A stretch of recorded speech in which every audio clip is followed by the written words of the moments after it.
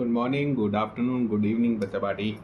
Video को like कर दो और अपने फ्रेंड्स के साथ शेयर कर दो, क्योंकि कर भला तो हो भला। ठीक है, आज का टॉपिक जो है वो है हमारा introduction to the economics. Basic समझेंगे, फिर हम नेक्स्ट वीडियो पे जाएंगे जिसमें हम पीपीसी समझेंगे, बट मैं दोनों का पार्ट अलग ही रखूँगा। तो सबसे पहले इंट्रोडक्शन टू द इकोनॉमिक्स। तो चलिए चलते हैं। सबसे पहले इकोनॉमिक्स का मतलब क्या है।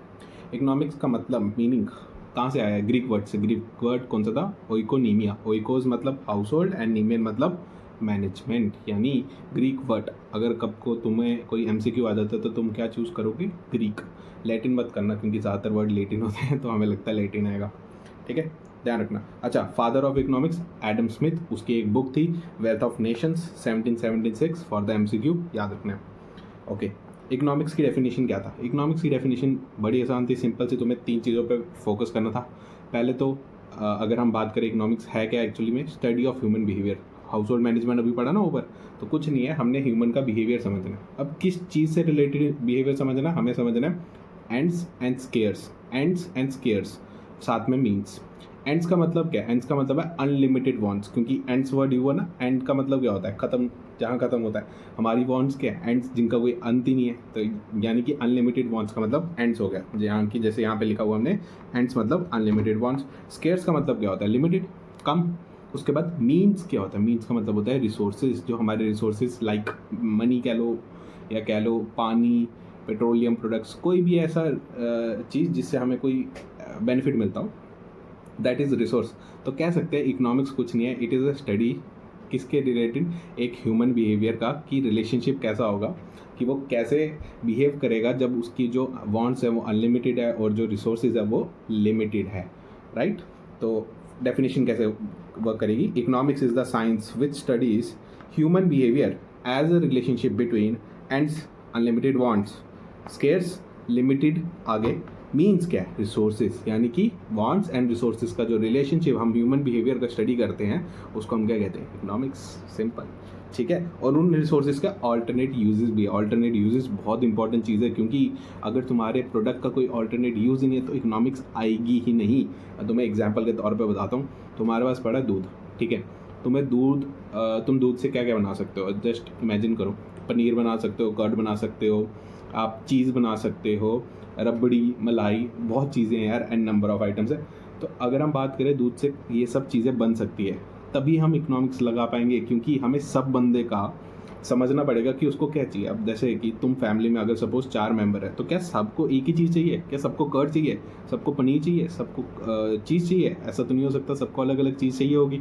या एक को अगर सेम है तो फिर भी सबको सेम तो नहीं होगा डेफिनेटली, राइट? सबकी अलग अलग चाह होगी। तो वही हमारी क्या, अनलिमिटेड वांट्स। अब क्योंकि हमारे रिसोर्सेज लिमिटेड है, तो हम या तो कुछ चीज़ें बना सकते हैं, यानी कि एक या दो, सारी तो नहीं बना पाएंगे, सबकी फुलफिल तो नहीं होगी वांट्स। तो अब क्योंकि प्रॉब्लम क्या है कि हमारे पास ऑल्टरनेट चॉइसेस। अब मैं कहूँ अगर तुम्हारे पास ऑल्टरनेट ही नहीं है, तुम दूध से सिर्फ दही बना सकते हो अगर, और कोई यूज़ नहीं कर सकते, तो जी इकोनॉमिक्स लगेगी कहाँ? तो सीधा सीधा वो बनाओ और चिल, जस्ट चिल, ठीक है ना। तो इसीलिए इकोनॉमिक प्रॉब्लम आ रही है। अब इकोनॉमिक प्रॉब्लम की बात करें तो 3 ही प्रॉब्लम है जो डेफिनेशन में क्या है? Unlimited wants, scarce resources, and last one alternate uses. ठीक है, तो ये 3 चीज़ों के ऊपर फोकस करना, तो वही हमारी क्या, इकोनॉमिक प्रॉब्लम। अब प्रॉब्लम ऑफ चॉइस क्या है? प्रॉब्लम ऑफ चॉइस में तुम्हें लाइव बैच में भी बता चुका हूँ। प्रॉब्लम ऑफ चॉइस कुछ नहीं है, यही 3 चीज़ें, बस लिखने का लहजा अलग है। कैसे लिखते हैं हम इसको? हम लिखते हैं रिसोर्सेज से, यानी कि 2 पॉइंट्स लिखेंगे, रिसोर्सेज से लिखेंगे। कैसे? Resources are limited in comparison to wants, यानी कि 2 पॉइंट लिख दिए हमने, स्केर्स और अनलिमिटेड वांट्स। अब दूसरा पॉइंट क्या लिखते हैं हम इसका? रिसोर्सेज हैव ऑल्टरनेट चॉइसेस, यानी कि बात वही है, लिखने का तरीका अलग है, लहजा अलग है, कान ऐसे नहीं पकड़ना, घुमा के पकड़ना है। ठीक है, क्या करना? Problem of choice, resources are limited in comparison to wants and resources have alternate uses. Okay, उसके बाद बात करते हैं गुड्स। एक होता है इकोनॉमिक गुड, एक होता है non economic good. Economic good तो तुम्हें पता है, जो पैसे में मिलता है। अब मैं तुम्हें कहूँ कोई ऐसा गुड भी है जो नॉन इकोनॉमिक है, बिल्कुल, जो अबंडेंस में है, बहुत ज़्यादा अबंडेंस में, मतलब बहुत ज़्यादा है, या फिर कह लो कभी ख़त्म ही नहीं हो, उस चीज़ को हम कहते हैं नॉन इकोनॉमिक गुड, उसकी कोई प्राइस ही नहीं होती। जैसे कि goods that do not command price due to abundance, for example sunlight. Sunlight पे कोई पैसा थोड़ी लगाता है, सरकार चार्ज लगा दी है उस पर, है ना? नहीं लगा दी। सनलाइट, एयर, इन सब के ऊपर कोई पैसा नहीं लग रहा है, बट फ्री है क्योंकि अबंडेंस। ठीक है, साफ़ हवा नहीं है भाई, एयर लिखा सिर्फ, ठीक है, ऐसा मत कहना सर साफ़ हवा नहीं है, मिलती नहीं है, ठीक है ना, साफ़ हवा के लिए कोई पैसा नहीं, ठीक है, साफ़ हवा हमें नहीं मिल रही है, हमें गंदी हवा मिल रही है, तो उसके लिए तुम कोई चार्ज ना दे रहे हो, ठीक है, कोई चार्ज नहीं कर रहे हो। अच्छा, आ गया बात माइक्रो एंड मैक्रो इकोनॉमिक्स। कुछ नहीं है, माइक्रो और मैक्रो का डिफरेंस कुछ नहीं है, माइक्रो मतलब स्मॉल, वर्ड कौन सा उसका, फिर वही ग्रीक वर्ड कौन सा, माइक्रोस, MIKROS, माइक्रोस यानी कि स्मॉल। मैक्रो मतलब बिग, लार्ज, वो उसका वर्ड क्या है, ग्रीक वर्ड मैक्रोस, राइट। अब माइक्रो इकोनॉमिक्स कुछ नहीं है, it is the study of economic problem, economic problem देख रहे हो बट माइक्रो लेवल पे, यानी कि स्मॉल लेवल पे, इंडिविजुअल लेवल पे, हाउस होल्ड लेवल पे, यानी कि it deals with the economic problem relating to small unit like individual, हाउस होल्ड, कंज्यूमर। अच्छा, जब हम माइक्रो स्टडी करेंगे तो क्या मैक्रो वेरिएबल के ऊपर भी ध्यान देंगे हम? नहीं देंगे, तुम्हें क्लास में बता चुका हूँ मैं क्यों नहीं देंगे। अरे मैक्रो वेरिएबल अगर चेंज होता रहा तो माइक्रो पे फोकस कैसे करोगे? सिंपल जी, तुम्हारे दिमाग में एक दूसरी प्रॉब्लम के रिलेटेड थॉट्स आ रहे हैं तो अभी वाली पे फोकस कैसे करोगे? होता है ना, पढ़ते वक्त याद आता है यार मैंने वो व्हाट्सएप पे मैसेज करना था, इंस्टाग्राम पे रील देखी थी, वो शेयर करनी थी, है ना, बस वही वही वही डिस्ट्रैक्शन होती है। वो माइक्रो कहता है कि हमें डिस्ट्रैक्शन नहीं चाहिए मैक्रो की, इसलिए हम क्या मानेंगे, वो कॉन्स्टेंट है। यानी कि study of micro assumes macro variables remain constant. अब ध्यान रखना, इसको हम एक और थ्योरी भी बोलते हैं, थ्योरी ऑफ प्राइस। आगे जाके समझ आएगा क्यों थ्योरी ऑफ प्राइस करते हैं, क्योंकि हम डिमांड एंड सप्लाई की बात करते हैं, एट द एंड हमें प्राइस ही चाहिए, इंडिविजुअल को फर्क पड़ता है प्राइस से, राइट। तो थ्योरी ऑफ प्राइस भी कहते हैं, इसीलिए हम इसको कहते हैं it is concerned with determination of price and output.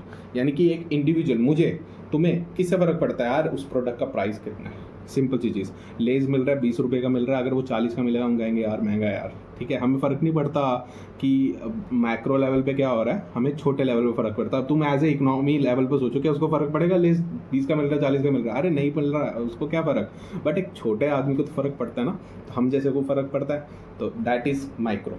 Okay, macro की बात करें, अरे इसका ऑपोजिट मैक्रो कहता है कि जब हम इकोनॉमिक प्रॉब्लम स्टडी करेंगे एज ए इकोनॉमी, इंडिया की इकोनॉमी, जम्मू एंड कश्मीर की इकोनॉमी, पंजाब की इकोनॉमी, यार एक बड़ा एरिया आ गया, छोटा हमारे घर नहीं है, मिलाकर एक एरिया है, right. As a economy as a whole जब पूरी बात करेंगे तब आएगा मैक्रो, यानी कि अब हम बड़े लेवल पे सोच रहे हैं, छोटे लेवल पे यानी छोटी छोटी बातें भूल जाना, ठीक है। तो मैक्रो लेवल होल हो गया, इकोनॉमी एज ए होल। अब इसको इस पे फोकस होगा, अरे छोटे आदमी को किससे फ़र्क पड़ता है, प्राइस एंड आउटपुट से, इसको फ़र्क पड़ेगा aggregate price and output. Aggregate क्या है?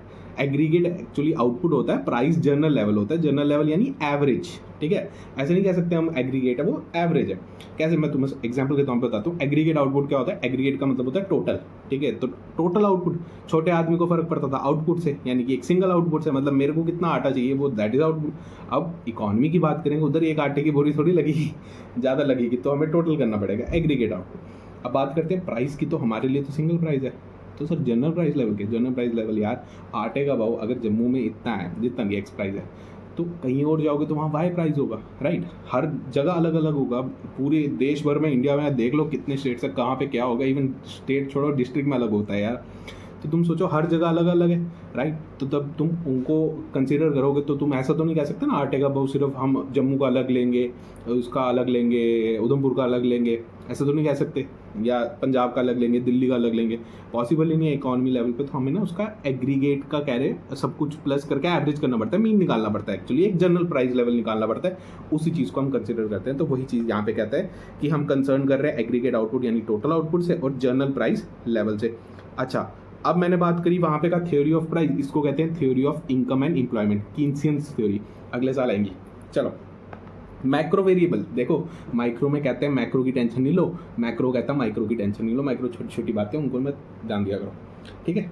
अच्छा, प्रॉब्लम ऑफ चॉइस में मैंने पहले पढ़ा दिया, अच्छा 2 बार लिख दिया, कोई इशू नहीं, 2 बार पढ़ लेना, ठीक है।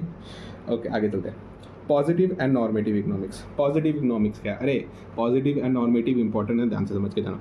पॉजिटिव एंड नॉर्मेटिव, पॉजिटिव कहता है कि यार आप ना कुछ ऐसा बताओ जो पास्ट, प्रेजेंट या फ्यूचर से रिलेट करता हो, यानी कि वो एक ऐसी चीज़ होती है जो एक ओपिनियन नहीं होना चाहिए, जजमेंट नहीं होनी चाहिए, वो आपका एक मतलब बेस्ड ऑन फैक्ट होना चाहिए, ठीक है। अब होता क्या है, जब किसी चीज़ को हम फैक्ट पे बोलते हैं ना, तो वो हम ट्रू या फॉल्स बोल सकते हैं, हम वेरीफाई कर सकते हैं उस चीज़ को कि वो गलत है या सही है।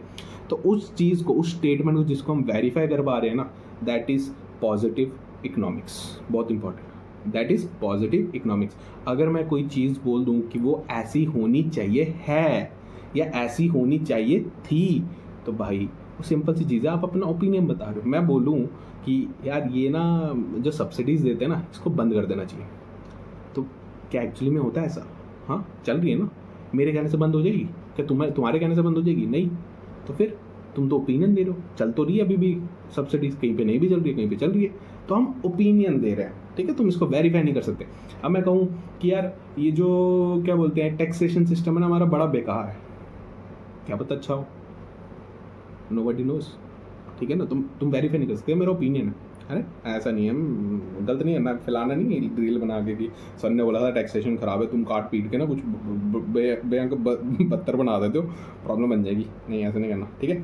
तो पहले पढ़ लेते हैं क्या है। Deals with the problem of past, present and future. It relates statement of what, past क्या होता है, वट वॉज, प्रेजेंट क्या होता है, वट इज, एंड फ्यूचर क्या होगा, वट शुड बी, या कह लो वट विल बी। शुड भी नहीं होना चाहिए, शुड बी में ओपिनियन आता है, will be, sorry I will correct. Okay, facts and figures की बात करें, वो वेरीफाइबल होने चाहिए। अब वेरीफाइबल का मतलब नहीं सही बोलोगे भाई, फॉल्स भी हो सकता है। आप वेरीफाई कर पा रहे हो कि ये सामने वाले ने गलत बोला, ठीक है ना? जैसे कि हम बोलते हैं कि यार चाइना की पॉपुलेशन इंडिया से ज़्यादा है, तो ऑब्वियसली हमें पता है यार इंडिया की पॉपुलेशन एक्सीड कर गई है, तो हम कह सकते हैं कि यार एक्सीड कर गई। अगर नहीं भी करिए, मान लो मैंने गलत बोल दिया, तो तुम वेरीफाई कर सकते हो ना। इसी को पॉजिटिव इकोनॉमिक्स कहते हैं, यही इसी के लिए एग्जाम्पल था, ठीक है? अच्छा, do not involve value judgement. Value judgement कुछ नहीं हो, ओपिनियन की बात करता है। Okay, statement of true and false. अच्छा, एग्जाम्पल देख लो, कह रहा है majority population in India is rich. कैसा है? तुम कहोगे नहीं सर, पुअर भी है, काफ़ी पॉपुलेशन पुअर है, मेजॉरिटी रिच तो नहीं। रिच में तो एक दो ही नाम आते हैं, हमें मेरे को नहीं गिनानी चाहिए, मुझे पता कौन है रिच, ठीक है? तो सिंपल सी चीज़ आप वेरीफाई कर सकते हो, that is positive. Taxes are very high, तो ये हमें पता ना भाई है ये कि लो है पता है ना, तुम्हें भी पता है, मुझे भी पता है, ठीक है ना? हाई है ना बोलते हाँ, तो हाँ पॉजिटिव है। नॉर्मेटिव की बात करते हैं, deals with the opinion of economist. मेरे तुम्हारे ओपिनियन से कोई फ़र्क नहीं पड़ता, फ़र्क किसके पड़ता है? इकोनॉमिस्ट के। इकोनॉमिक्स कौन था? ये हमारा अभी गया ना, ये अपना Adam Smith, father of economics. ऐसे ऐसे इकोनॉमिक्स, किन्सियन आएगा अगले साल, ऐसे बड़े बड़े इकोनॉमिक्स के नाम आएंगे। मार्शल भी आता है एक, मार्शल का क्या नाम था, छोड़ो हमें क्या फ़र्क पड़ता है, था मार्शल भी एक, ठीक है? ऐसे ही तो ये सब हो गया। ओके, डील्स विद ओपिनियन हो गया। अच्छा, ये कहता है but ought to be. Ought to be यानी बट कैसा होना चाहिए, सिंपल सेंस में ऑट टू बी का मतलब कैसा होना चाहिए, या शुड बी। ऐसा है नहीं है, बट होना चाहिए, हमारा ओपिनियन है, जैसे मर्जी बना लो, पढ़ाई होनी नहीं चाहिए थी, ठीक है ना? Study should never be there, तो ये मेरा ओपिनियन है, ठीक है ना? ऐसा है नहीं, पेपर नहीं होना चाहिए, एग्जामिनेशन जिसने उसको मार दो, ठीक है? ऐसा हो नहीं सकता, बट बन गया ना अब, तो ये क्या ओपिनियन है। ओके, हम इसको वेरीफाई नहीं कर सकते। अरे ओपिनियन बोला, उसको वेरीफाई कैसे करोगे? ओपिनियन है वो, ओपिनियन, ठीक है? फॉल्स ही है वो, उसको वेरीफाई नहीं कर सकते, ठीक है? इट इन्वॉल्व्स वैल्यू जजमेंट यानी कि ओपिनियन, सिंपल। और it can not be terms at true और फॉल्स। अरे सच और गलत किसको बोलते हो? अगर कोई स्टेटमेंट हो, फैक्ट बेस्ड हो, उसको कहोगे फैक्ट के हिसाब से गलत है या सही है। ओपिनियन को कैसे कहोगे? मेरे लिए तो मेरा ओपिनियन सही है, तुम्हारे लिए तुम्हारा ओपिनियन सही है, क्या फ़र्क पड़ता है, right? Example, there should be no tax. नहीं होना चाहिए, तुम्हारे लिए भी नहीं होना चाहिए, हाँ ठीक है, ओपिनियन है। People should be paid for unemployment. हाँ, बेरोजगारी के लिए पे कर दो, मजा आ जाए, ठीक है ना? घर बैठे बैठे लेटे रहेंगे, पैसा आता जाए, कोई प्रॉब्लम नहीं है, तो ओपिनियन है भाई, नहीं होता ऐसा ठीक है। Subsidies to farmers are burden. देखो ये इसके ऊपर तो डिबेटेबल टॉपिक है, सिंपल इस आंसर समझ लो, जिस पे डिबेट कर सकते हो ना दैट इज नॉर्मेटिव, जिस पे नहीं कर सकते वेरीफाई कर सकते हो दैट इज पॉजिटिव। क्रक्स इस चीज़ का यही है। अच्छा, इकोनॉमी क्या होता है? इकोनॉमी कहता है एक सिचुएशन, एक ऐसा सिस्टम जिसमें पीपल जो है वो अर्न कर पा रहे हैं लिविंग, सिंपल सी अर्न कर पा रहे हैं लिविंग, मतलब जो पैसा कमा पा रहे हैं अपने जीने के लिए, उस सिस्टम को कहते हैं इकोनॉमी। इकोनॉमी में 3 तरह की इकोनॉमिक एक्टिविटीज़ होती है, तुम्हें भी होता है, बचपन से पढ़ रहे हैं। Consumption, production, distribution. पहले होता है प्रोडक्शन, फिर होता है डिस्ट्रीब्यूशन, फिर होता है कंजम्पशन। प्रोडक्शन का मतलब बनाना, मैन्युफैक्चर करना। डिस्ट्रीब्यूशन का मतलब जो बन गया उसको बांटना, किसको बांटना? जो खरीदने वाले हैं, यानी कि जो कंज्यूम करने वाले हैं। तो कंजम्पशन वाला प्रोसीजर हो गया जिसने कंज्यूम करा, राइट? तो पहले चीज़ प्रोडक्शन, मैन्युफैक्चर करना, एग्रीकल्चर प्रोड्यूस करना, किसी मैन्युफैक्चरिंग मशीन में बनाना, वो हो गया।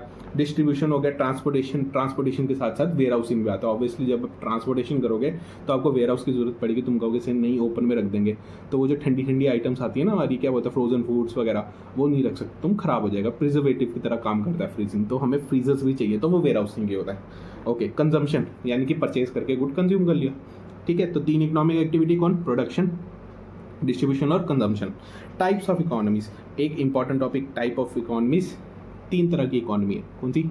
सेंट्रली प्लान्ड, देन कैपिटलिस्टिक या कह लो फ्री इकोनॉमी, या लास्ट वाली मिक्स्ड इकोनॉमी। तीनों के नाम बताऊंगा पहले तो सबसे पहला सेंट्रली प्लान्ड, एक बोलते हैं इसको, एक इसको बोलते हैं सोशलिस्टिक, एक इसको बोलते हैं और क्या बोलते हैं, सेंट्रली प्लान, सोशलिस्टिक और कंट्रोल इकोनॉमी, राइट, कंट्रोल भूल गया मैं, ठीक है। दूसरा फ्री इकोनॉमी कह लो, मार्केट इकोनॉमी कह लो, या फिर कैपिटलिस्टिक कह लो। कैपिटलिस्टिक क्योंकि कैपिटल लगा इन्वॉल्व है, पैसा इन्वॉल्व है ओनर का। ओनर कौन है?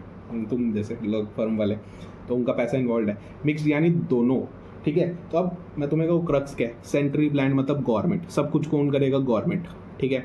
फ्री इकोनॉमी सब कुछ कौन करेगा? Private player. मिक्स में कौन करेगा? दोनों मिलकर करेंगे, सिंपल। अब पढ़ो कैसे पॉइंट्स लिखना है। सबसे पहला, अगर मैं कहूँ इकोनॉमिक एक्टिविटीज़ कौन कंट्रोल करेगा? गवर्नमेंट, सेंट्रली प्लान्ड में, ठीक है। सेंट्रली प्लान में कौन कंट्रोल करेगा? गवर्नमेंट या फिर कोई सेंट्रल अथॉरिटी, ऑब्वियसली गवर्नमेंट ही है, लिखने के लिए सेंट्रली अथॉरिटी बोलते हैं और है तो गवर्नमेंट ही है, ठीक है। मार्केट में कौन करेगा? It is control by market की फोर्सेज। मार्केट की फोर्सेज क्या होती है? Demand and supply, simple. अच्छा, लास्ट में क्या करेगा भाई? गवर्नमेंट यहाँ पे रेगुलेट करेगी। गवर्न कौन करेगा? चलाएगा कौन? देखो, गवर्न का मतलब होता है कौन चलाएगा।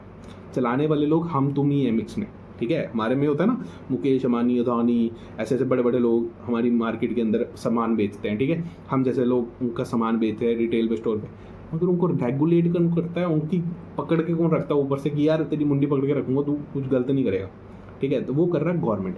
मतलब हम चलाएंगे मार्केट, जिसको हम कहते हैं गवर्न। हमें रेगुलेट कौन करेगा? हमारा ऊपर वाला, यानी कि गवर्नमेंट। जैसे कि यार सिंपल सेंस में बैंक होते हैं ना, commercial bank, HDFC, ICICI, PSU banks हो गए अपने, SBI, PNB, ये सब, ठीक है। ये बैंक क्या कर रहे हैं? हमारे लिए काम कर रहे हैं। बट तुम RBI में अकाउंट खुला सकते हो? नहीं। RBI क्या करता है फिर? RBI का क्या रोल है? तुम ऐसे कहते हो RBI क्या करता है? कुछ नहीं करता, नहीं करता है। वो किसको करता है? वो बैंक्स को पकड़ के रखता है, यानी कमर्शियल बैंक्स को, उसको जिसने उसको रेगुलेट करा हुआ वो RBI है। यानी SBI को कौन कंट्रोल कर रहा है? RBI। कंट्रोल मतलब ये नहीं है कि वो चला रहा है, ऐसा नहीं है, उनको रेगुलेट कर रहा है ताकि वो गलत स्टेप ना लें, ठीक है ना। तो मतलब रेगुलेट करेगा RBI ताकि तुम गलत स्टेप ना लो। RBI थोड़ी करेगा, इसमें वो बैंक्स के एग्जांपल में कर रहा था मैं। यहाँ पे रेगुलेट करेगा हमारा गवर्नमेंट। चलाएगा कौन? गवर्न कौन करेगा? Private player. यानी कि economic activity govern by market forces, regulate कौन करेगा? गवर्नमेंट।